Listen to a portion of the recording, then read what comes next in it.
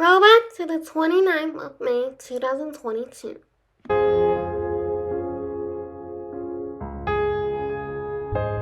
Good morning, everyone. It is now 10 past 10.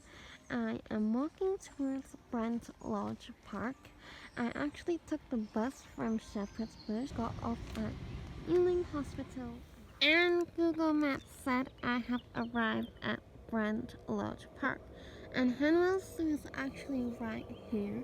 So I'm gonna try and fly my drone to see if I can see any animals. And in this drone clip, I will be telling you about the history of Brent Lodge Park.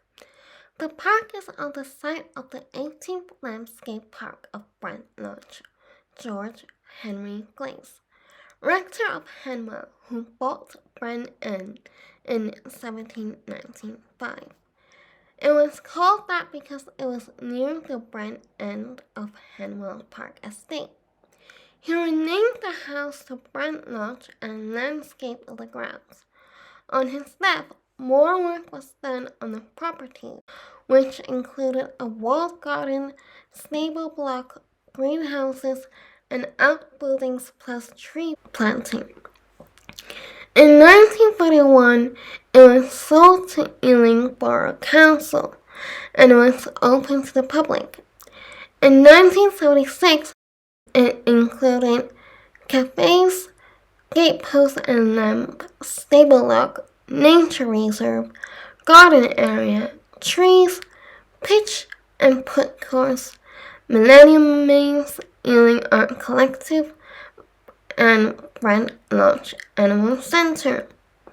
It also has a Brent Meadow, Brent River, Brent Valley Golf Course, a chestnut path, which is a tree-lined path, but replanted with occasional oaks. And that's all the time I've got to tell you about this Brent Lodge Park.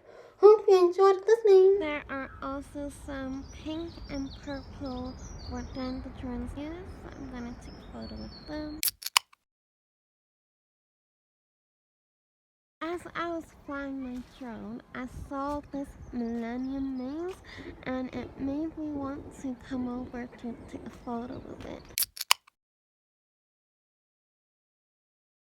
So I learned that Henwell's name from Stonebush Ring, and now I'm gonna keep going to the Henwell Zoo. This must be the Henwell Zoo, but I have no idea how to get in. And this is the River Brent. Look at that car. I don't know if you can see it's behind a tree. It's giving me that Chinese temple vibe. I have arrived at the Southall Park, and I was reading about this park, and I think it has kind of like a dodgy history.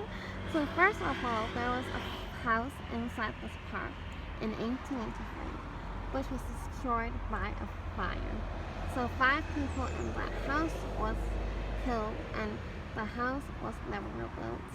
And then there was also theft that happened here in 1924. So, and there was a serial killer here as well called John Christie, and he got hung in 1953. And this is the map, and I'm kind of intrigued to go to the Weaver Rose house, so I'm gonna find it early. There are some people playing football here. I just saw these beautiful sunflower daisies, asters, and elms here, and I took a photo here like this, and I want to fly my drone here and tell you guys the history of Southhall. Southhall formed part of the chapelry of Norwood in the ancient parish of Hayes, in the Althorn hundred of the historic county of Middlesex. For poor law, it was grouped into the Uxbridge Union and was within Uxbridge Rural Sanitary District from 1875. The chapelry of Norwood had functioned as a separate parish since the Middle Ages.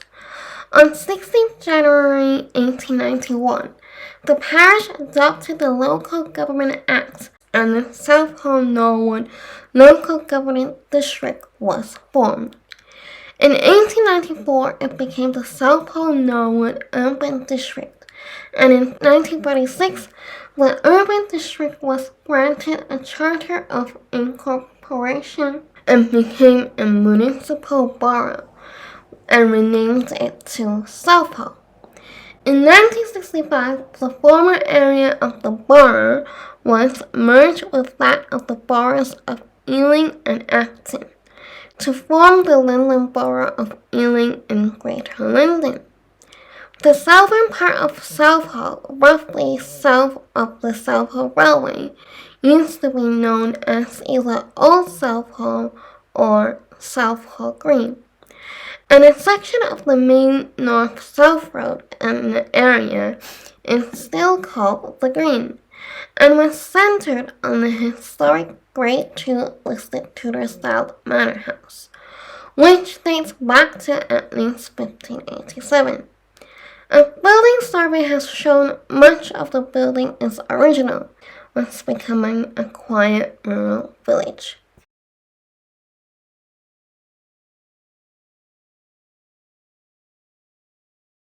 So Google Maps said this is the Willow Tree open space, but there's no willow trees here. Why is it called Willow Tree open space? Also, since it's so close to King George's playing field, I think it's like 10 minutes. I'm not gonna fly my drone because the view is just gonna be the same. There are also some hard-potted hoary cross plants here, and I also took a photo of them. Oh wow, there's a little cool door here, but I don't know if I'll be able to take a photo here because there's like two people there.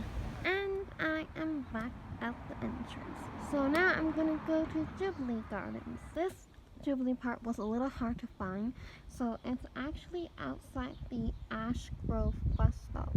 And you basically keep walking to the front and you turn left into this alleyway.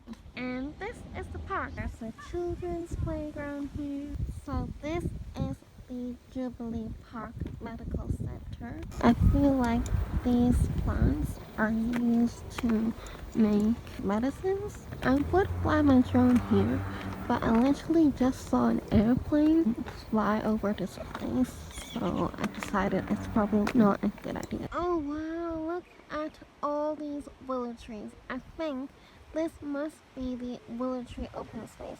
Even though at the start of the entrance it did say it's a King George's playing field. I think this is quite a cool place to fly my drone. And in this drone clip, I will be telling you why and when it was created. It was created as a national memorial to late Majesty King George V. At the time of the King's death in 1936, it was increasingly recognized that urbanization was limiting access to open spaces where the public could get outdoors and be active. During his reign, the king had encouraged the development of playing fields to provide children and young people with spaces to learn and develop, and it was thus considered the creation of King George's Fields. King George Field was opened in March 1937, and by the outbreak of World War II in September 1939. 1,800 applicants had been received, of which 462 had been approved, with £400,000 of funds allocated. King George's Field in Sonning, Berkshire was the first phase approved under the scheme and was legally protected in July 1938. Construction of the new playing fields remained at a standstill throughout the war, and by 1945, the changed circumstances led to a number of schemes being abandoned, with alternatives approved and supported in most cases. The final field to be approved under the scheme was King George's Field in St. Donat's, Mile of Glamorgan, which was legally protected in November 1965. All King George's fields were completed by the 1960s, with the scheme having distributed grants in excess of £600,000, and total capital costs to all bodies. The spaces created remain protected in perpetuity with Fields' interest to ensure they always be there. And that's all the time I've got to tell you about this King George playing field.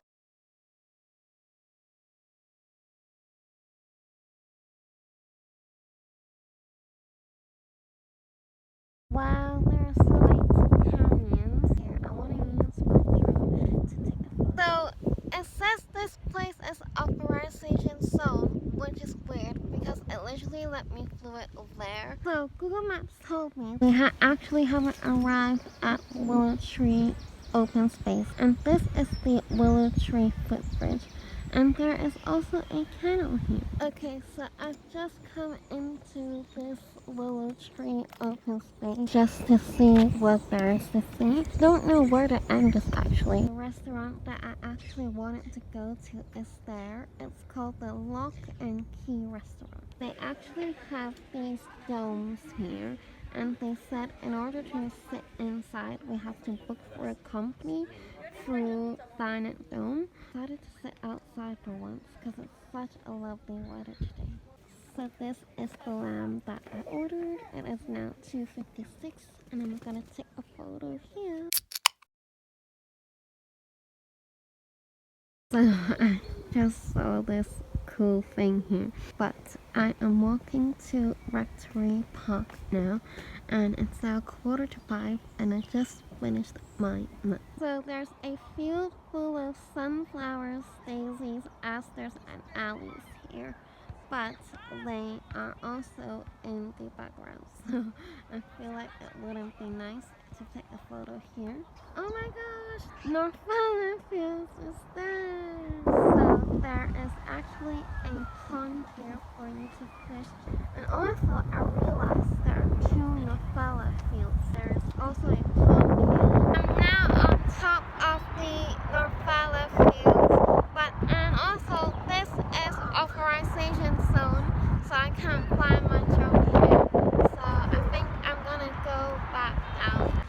Oh my god, what is that?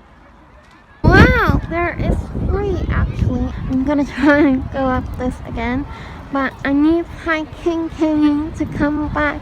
I don't know why, I was literally scared to come down, but I used to hike all the time. I've made it to the top, and this is the second one. And I also took a photo with that one as the background. I'm on top, and I also realized there is one more on the left, so I'm gonna go there as well. And there is a trampoline park. I'm on top of the last one. I think it's raining over there. This is lovely. So this Norfolk station was actually opened in 1907, and that is when they started developing a suburban area. Actually this view looks quite nice. Such a shame I can't fly my drone here. So I saw there's a Belvue Park on my maps, and I just thought I'd come and see. I have now arrived at Islip Manor Park, and I saw this cool heart-shaped rock, and I wanted to take a photo here. There are some red hot pokers here. Let me try and take a photo of them. And also back at the entrance, look at these geraniums and crane wheels and red hot pokers. I'm gonna take a photo here. There's a vintage clock tower here. I'm gonna take a photo here. There are also some bloody crane bills and bearded iris here, and I took a photo. I saw there is a wood and wireless station on my map, so I decided to go to it, and this is it. And I have arrived at my last destination of today. Beyond tired is not even an understatement. I am so tired. I'm just gonna use my drone to look at the whole park. So I realized this is authorization, so I'm just gonna walk around the park. Oh, I think this is the end of the park. There are some really beautiful buttercups here. There's also a garden here. There's also another secret garden here. If you enjoyed this vlog, don't forget to subscribe, like, share it with your friends, and let me know down in the comment section below if you actually ended up going to any of these places because of my vlog. And I'll see you all with another traveling vlog or music related video. Bye!